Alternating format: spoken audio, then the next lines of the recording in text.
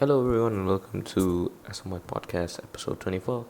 And today we will be talking about a topic, very interesting one indeed. Um, Many people don't talk about it these days. Find out more about this in just in a few seconds.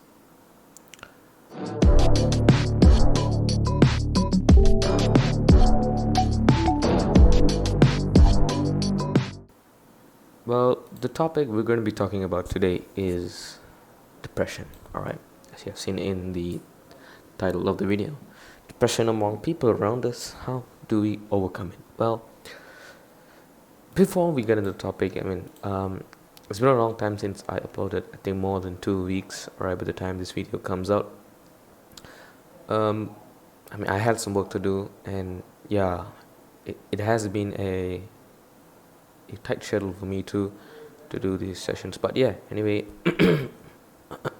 here I am, this episode. So let's get into the first thing. All right, what is depression? All right, well, from Google, or if you were to ask a person, they will tell you that it's a serious medical illness, right, that negatively affects your feelings or the way you act. Right, this means that depression can cause you sadness or a loss of interest of the activities that you once enjoyed. Fortunately, it actually can be treated. Right, well, it's basically sadness. All right, sadness or loss of interest in the activities that you once enjoyed. So that is the main thing about depression here. So let's get right into the factors of depression.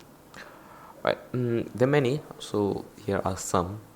Right, first is biochemistry. Well, this means that differences in certain chemicals, right, in the brain, uh, can lead to can contribute to symptoms of depression. All right, certain chemicals. Well, number two is genetics. Well, depression also runs in the family. Right. Uh, right. Let's just say, for example, one identical twin has depression. Well, the other twin is like, let's just say 70%. It's like does have a 70% of chance, 70% chance of having it. All right. Well, number three is personality. Well, if you see people low self-esteem, or how do I say this, or people who are overwhelmed by stress, all right, are more likely prone to this depression thing. Well, the next is environmental factors. uh, One is continuous exposure to violence, abuse, and poverty, all right, can lead to this. Well, let's get right into the symptoms. Well, there are many symptoms, all right. um, Number one is definitely feeling sad, or feeling sad or having a depressed mood, or yeah. Number two is, of course, loss of interest of what you once enjoyed. And number three is changes in appetite, weight loss or weight gain. All right, you're not dieting. All right, not dieting. It's just a sudden weight loss or a sudden weight gain. This may be caused by stress, which is depression. Right. Well, number four is trouble sleeping or sleeping too much. All right, this yeah. And number five is loss of energy or increased fatigue. Number six. Sorry, number six. Increase in purposeless physical activities. All right, let's just say inability to sit still, pacing, hand wringing, or slow movements or speech.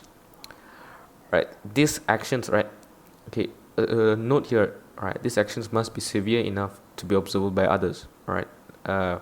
What I'm reading here, it means that it has to be severe enough for people to recognize it. All right.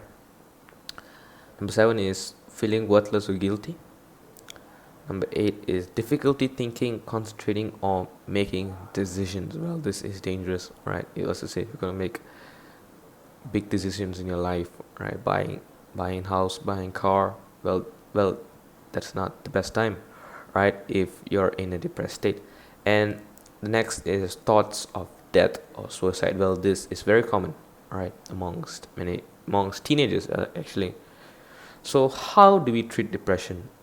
Alright.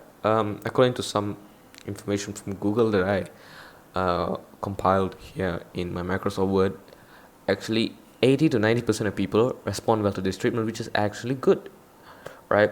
Because as I said earlier, when I was explaining the definition, that this is a curable disease. I wouldn't call it disease, a curable illness, all right?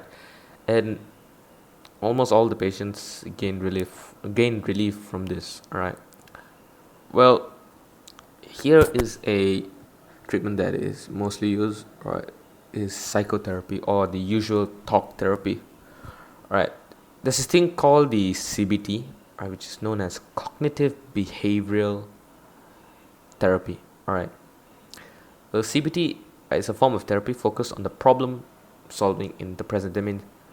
Trying to see where the problem is, trying to find solutions to what you have been missing out on, all right? Well, the next is electroconvulsive therapy, well, which is also known as ECT. Well, this is a medical treatment that has been most commonly reserved for patients with severe major depression, all right, who have not responded to other treatments, all right. This is a treatment that is used for more severe patients, right? Let's just say you're not responding to the earlier method, which is psychotherapy, right? Then you can resort to this. This actually involves a brief electrical stimulation of the brain while the patient is under anesthesia, right? This is a interesting point over here, and normally a patient who receives ECT 2 to 3 times a week for a total of 6 to 12 treatments. All right, a person typically has to do that. Well, depression is something curable, and we can manage, all the time.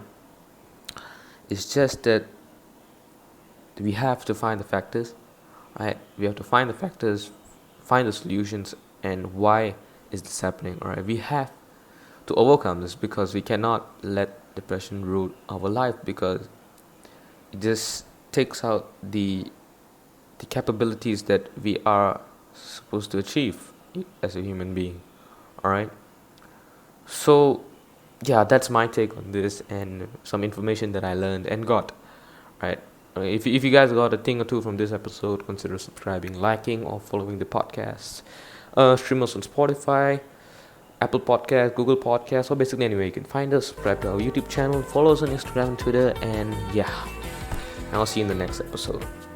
Peace out.